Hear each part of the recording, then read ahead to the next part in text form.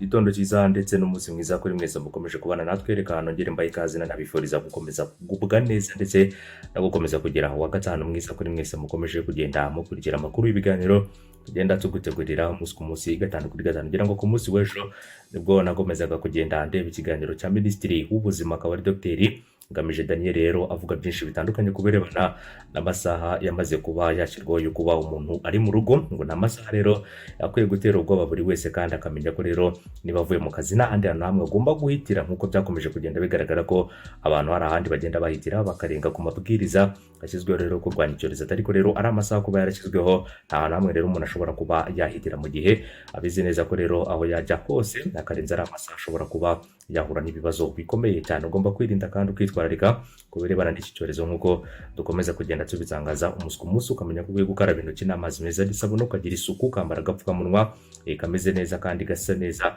hanyuma ikindi kandi ugashyira intera ya metero hagati yawe n'undi muntu kugira ngo ukomeze kwirinda. Tujye kurebera hamwe byinshi bikomeje kugenda bivuga ku mugabo witwa Mwenedata washakaga kuyobora igihugu cy'u Rwanda. Uyu mugabo akaba akomeje umugambi we wo guhakana jenoside ndetse no gusiga icyasha ubuyobozi bw'igihugu cy'u Rwanda, nk'uko aya makuru atugeraho akomeza kugenda abitangaza. Yitwa Gilbert Mwenedata, yagerageje kwiyamamariza kuyobora u Rwanda muri 2017, ubu ngubu akaba aba muri Leta Zunze Ubumwe za Amerika. Kuwa gatanu rero w'icyumweru gishize yahamagariye abarokotse jenoside yakorewe abatutsi kwitandukanya na FPR, ku mpamvu avuga ko rero FPR ari abicanyi bagurisha imibiri y'abazize jenoside. Ibi ngibi Mwenedata yabivuze mu kiganiro yagiranye na Jeanne Pomseni muramusanga kuri Biza cyangwa se ngaho bita rero kuri Biza tubireba tugaceceka, akaba rero ari isheni ya YouTube y'abarwanya igihugu cy'u Rwanda. Muri 2018 uyu witwa Mwenedata akaba yarashinzwe ishyaka yise People's Initiative for Democratic Alliance, akaba rero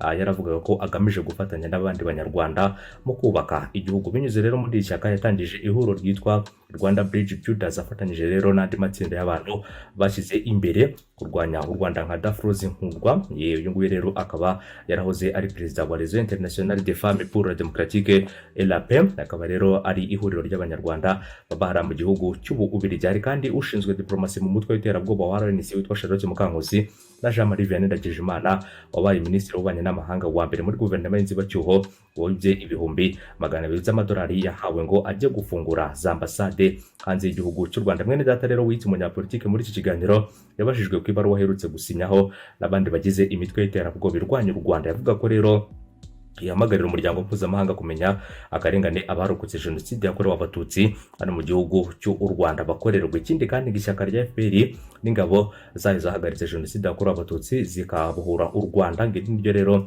Mwenedata yita abicanyi ndetse akifuza kubona abarokotse jenoside bitandukanya nayo. Umwe rero mu barebye iyi video y'ikiganiro cya Mwenedata yanenze ibyo Mwenedata yavuze, yandika ko ibi ni ibitekerezo rero by'abahakana jenoside n'abandi nkabo bafite umugambi wo gutera icyuhagiro abicanyi inyabo. Ikindi kandi undi yunze magira ati rero Mwenedata ubwe azi buri kimwe guverinoma yakoreye abacitse ku icumu binyuze mu nzego nka FARG, rero bigaragara ko ibyo arimo gukora byose ari ugushakira amaronko mu guhindanya isura y'u Rwanda. Muri 2017 Mwenedata yagerageje kwiyamamariza kuyobora u Rwanda, ariko komisiyo y'amatora ntiyamwemerera kubera kubura ibyangombwa, aho rero byatangajwe ko mu bashingiwe cyangwa se mu bamusinyiye ko bashyigikiye rero kandidatire ye harimo amazina y'abantu bitabye Imana. Komisiyo y'igihugu y'amatora yagize iti rero mu kugenzura liste yatanze y'abamusinyiye habonetsemo rero uwitwa Nyombayire Enoke wo mu karere ka Gatsibo, avuga ko rero yamusinyiye kandi yarapfuye. Umwe kandi mu bakorana ndetse n'umwe mu bakora muri NEC avuga ko Mwenedata ari umuntu watakarijwe icyizere na buri wese umuzi, nyuma rero yo gutangazwa ko yahimbye imikono agakoresha n'iy'abantu bapfuye yahunze igihugu atinya ko yakurikiranwa n'ubutabera. Ubu ngubu rero arimo gushaka kugurisha ibidafite ishingiro n'ibinyoma ku buyobozi bw'u Rwanda kugira ngo abone uko abaho. Hanyuma ikindi kandi uwitwa Marigore Kigantege mu butumwa yanditse kuri iki kiganiro yanenze Mwenedata, araho rero yagize ati murashyira kuri rwego rero cyangwa se ati murashyira ku rwego rumwe FPR Inkotanyi n'Interahamwe, none rero ndababaza ababyeyi abana n'abavandimwe ba FPR basize ubuzima kugira ngo babohore cyangwa se babohore abari babushywe si ukubica bwa kabiri. Iyo rero abasirikare ba FPR badasesekara mu Rwanda ntibakajya cyangwa se ntibajyaga kubamerera nabi ndetse no kubamara kubirebana n'abanyarwanda, cyane cyane n'umunani mu gihe ya jenoside yakorewe abatutsi. Hanyuma rero muri iyi nkuru bakomeza bagira bati nta Diane Rwigara nta na Mwenedata. Umwaka ushize Shima Diane Rwigara rero usangiye na Mwenedata kuba barasinyishijwe rero abantu bapfuye ubwo bashaka kwiyamamariza kuyobora u Rwanda muri 2017 yumvikanye atabariza abacitse ku icumu rya jenoside yakorewe abatutsi. Avuga ko rero bakomeje kurenganwa no kwicwa rero cyangwa se ngo no kwicwa ntibyitabweho. Mu ibaruwa ifunguye Diane Rwigara yavuga ko rero yandikiye Perezida Kagame ku itariki ya 15 Nyakanga 2019 yagarutse ku kuba abacitse ku icumu rya jenoside batavugirwa rero kuko CNLG nayibuka bikunze kugaragaza ubwoba. Yagarutse kandi ku mazina bacitse ku icumu bagiye bapfa mu bihe bitandukanye. Akavuga ko rero bishwe mu kiganiro kinyamakuru gihe cyagiranye n'umunyamabanga nshingwabikorwa wa CNLG Dr Bizimana Jean Damascene. Icyo gihe yagarutse ku cyo Diane Rwigara yise ko abacitse ku icumu batavugirwa. Avuga ko niba abifitiye cyangwa se abafitiye impuhwe yagombye kureka ibikorwa bye bibi birimo rero n'ibihungabanya umutekano w'igihugu no gukorana n'abanzi u Rwanda. Nyuma rero abacitse ku icumu ndetse n'abarokotse jenoside ntibakeneye ubuvugizi bwa Mwenedata nk'uko hano muri iyi nkuru bakomeza kugenda babitangaza. Kuva ingabo za FPR Inkotanyi rero zahagaritse jenoside, abayirokotse bakomeje kwitabwaho na leta y'u Rwanda ibakorera rero ibikorwa bikomeye kandi byabubatse mu nzego zinyuranye zirimo n'iz'ubuzima bwabo bwite bwa buri munsi. Ariko birebana rero n'ubuzima nko kuvuza abari bakeneye kuvuzwa, kurira rero amashuri abana kugira ngo bashobore kwiga babashe kwibeshaho, kandi byatanze umusaruro kuko ubu ngubu n'abagabo n'abagore bubatse ingo bakorera igihugu n'imiryango mpuzamahanga. Mu myaka 20 ishize hubatswe inzu rero zirenga 28,558 z'abacitse ku icumu batishoboye zatwaye amafaranga y'u Rwanda miliyari zirenga 28. Habayeho kandi n'ibikorwa byo gusana inzu zari zarangiritse kandi ba nyirazo badafite ubushobozi bwo kuzisana. Ikindi kandi mu buvugizi kuva mu mwaka wa 1998 kugeza muri 2018, muri iyo myaka 20 yose abavuriwe rero mu Rwanda bavuwe uburwayi butandukanye bugera ku 40,896. Ikindi kandi batangwaho amafaranga y'u Rwanda miliyari 17 na miliyoni zirenga 141. Hanyuma ikindi kandi uburwayi bunyuranye bugera kuri 428 nibwo rero bwavurijwe mu mahanga, yishyurwa amafaranga angana na miliyari 2 na miliyoni zisaga 310.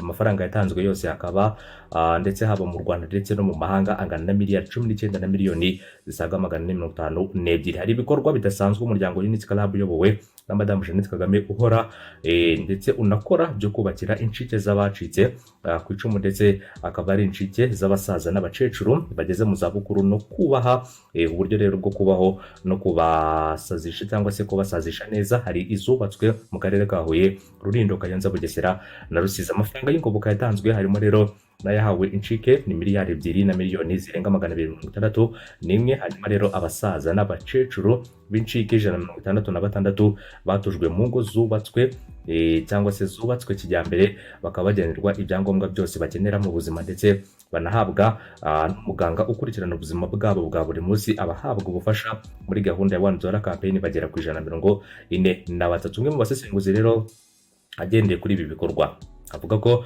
abacitse ku icumu badakeneye ubuvugizi bwa Mwenedata kuko ibyo rero bikorwa byose bakorewe cyangwa se bakorewe n'ubuyobozi babizi babyemera. Leta rero bayibonamo cyangwa se bakaba bayibonamo yose uko yakabaye, ndetse bazi akamaro leta y'u Rwanda ibafitiye, bazi akamaro ubuyobozi rero bukuru bw'igihugu bafitiye akamaro Perezida wa Repubulika n'umuryango wa FPR Inkotanyi bafitiye igihugu cy'u Rwanda, nk'uko abagabo rero bacitse ku icumu bakomeza kugenda babitangaza. Gusa rero bose bavuga ko babavugira, n'abandi bose bakavuga ko rero badakeneye ubufasha bwabo nk'uko bakomeza kugenda babitangaza. Urumva ko ari imibare rero yivugira, imibare yigaragaza ukurikije iyo mibare yose ndetse n'amafaranga yagiye atangwa. Urumva ko hari byinshi byagiye bikorwa kugira ngo aba bantu babashe kuba bagira icyo babona, ndetse abatuye bature ahantu heza kandi ahantu h'icyitegererezo, ndetse n'abandi bose bagikomeza kugenda barwana n'ubuzima nabwo bakomeze kugenda barwana nabwo, kandi bakomeze kugenda banezererwa ibikorwa byinshi bitandukanye bikomeza kugenda